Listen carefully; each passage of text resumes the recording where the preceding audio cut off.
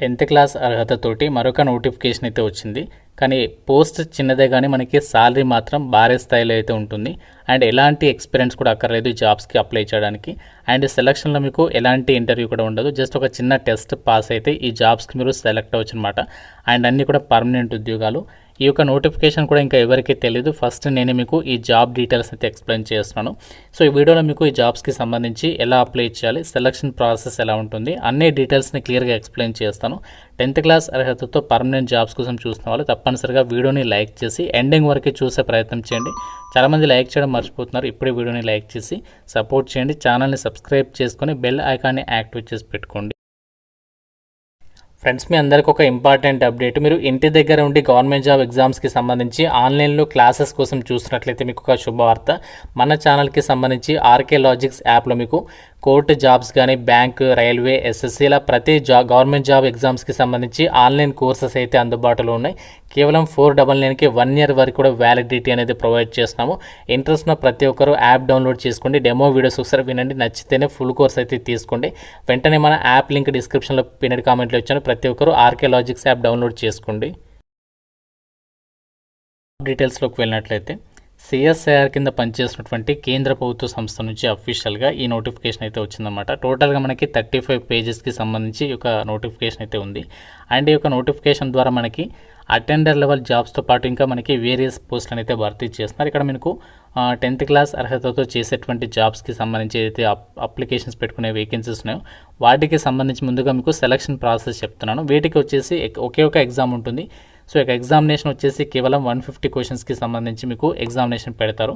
2 hours అయితే ఉంటుంది. ఇందులో మీకు ఏ టాపిక్స్ నుంచి క్వశ్చన్స్ వస్తాయంటే జనరల్ ఇంటెలిజెన్స్ అండ్ అలాగే quantitative aptitude, general awareness, English language. రెగ్యులర్గా మనకి ఇలాంటి సిలబసే చాలామంది ప్రిపేర్ అయ్యి రెడీగా ఉంటారు. సో వాళ్ళు మాత్రం వదలకుండా డెఫినెట్గా అప్లై చేసుకోండి.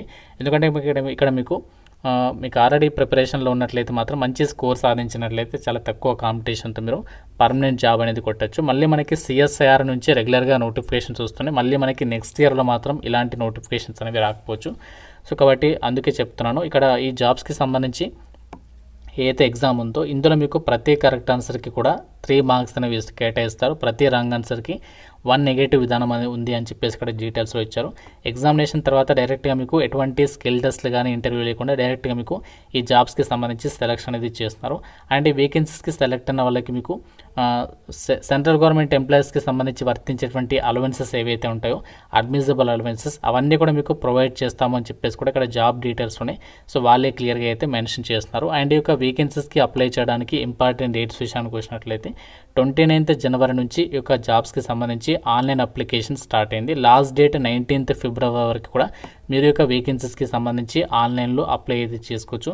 SC, ST, PWD, women candidates, ex service వాళ్ళు ఫ్రీగా అప్లై చేసుకోవచ్చు. అంటే అమ్మాయిలందరికీ ఫీజు అయితే లేదు. ఎస్సీ, ఎస్టీ, పీడబ్ల్యూడీ అబ్బాయిలు కూడా ఫీజు లేకుండా ఫ్రీగా అప్లై చేసుకోవచ్చు. మిగతా వాళ్ళు మాత్రమే 500 rupees ఆఫ్ అప్లికేషన్ ఫీజు అనేది మీరు ఆన్లైన్లో అయితే పే చేయాల్సి ఉంటుంది అని చెప్పేసి ఇక్కడ జాబ్ డీటెయిల్స్ ఉన్నాయి. సో వాళ్ళే క్లియర్గా అయితే మెన్షన్ చేయడం అయితే జరిగింది. సో ఇక్కడ మనకి ఈ జాబ్స్కి అప్లై చేయడానికి కూడా ఎటువంటి ఎక్స్పీరియన్స్ అడగట్లేదు. జస్ట్ మీరు ఆన్లైన్లో అప్లై చేస్తే సరిపోతుంది.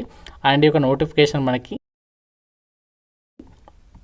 సిఎస్ఐఆర్ అండర్లో పనిచేసినటువంటి కేంద్ర ప్రభుత్వ సంస్థ నుంచి అయితే వచ్చింది కదా. అండ్ ఈ నోటిఫికేషన్కి అందరికీ కూడా ఈక్వల్ ఆపర్చునిటీ అనేది కల్పిస్తున్నారు. అంటే మీరు ఆల్ ఇండియన్ నేషనల్స్, మీరు ఏ స్టేట్ వాళ్ళైనా సరే ఈ జాబ్స్కి సంబంధించి అప్లికేషన్ అనేది పెట్టుకోవచ్చు.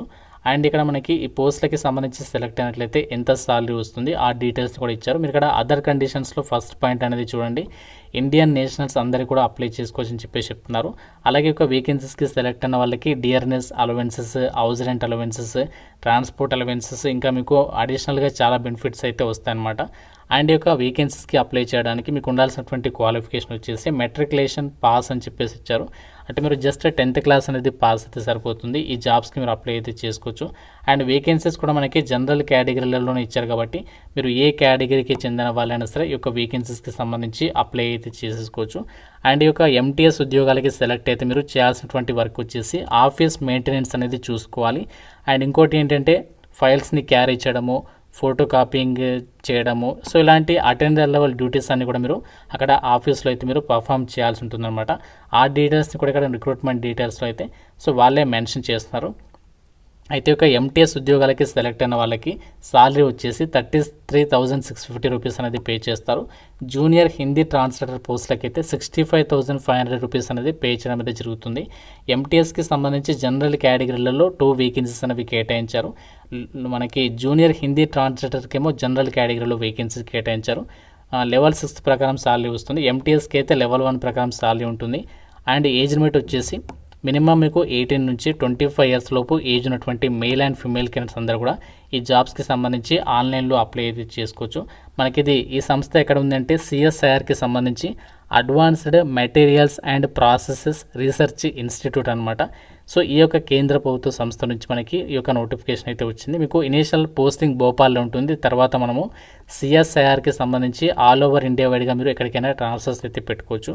కాబట్టి 10th క్లాస్ అర్హతతో ఫీజు లేదు మాకు అప్లై చేసుకుంటాం అనేటువంటి క్యాండిడేట్స్ ఎవరైతే ఉన్నారో నేను చెప్పినటువంటి వాళ్ళు, సో మీకు ఇంట్రెస్ట్ ఉంటే అప్లై అయితే చేసేసుకోండి. ఫీజు ఉన్నటువంటి వాళ్ళు మీకు ఒకవేళ ఇంట్రెస్ట్ ఉంటే ఆల్రెడీ మీరు ప్రిపరేషన్లో ఉన్నట్లయితే ఈ యొక్క జాబ్స్కి అయితే ట్రై చేసేసేయచ్చు.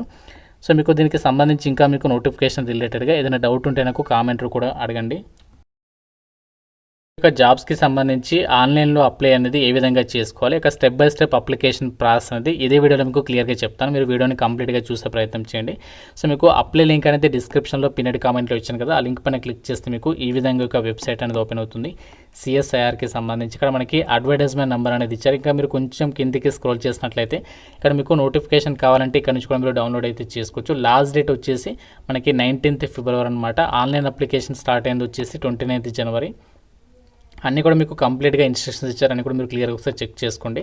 అన్నీ కూడా మీరు ఒకసారి క్లియర్గా చెక్ చేసుకున్న తర్వాత మీరు ఇక్కడ ఏ పోస్ట్కి అప్లై చేయాలనుకుంటున్నారో ఆ పోస్ట్కి సంబంధించి రైట్ సైడ్ పక్కన మనకి click here to apply online applications for MTS అని చెప్పేసి ఉంటుంది.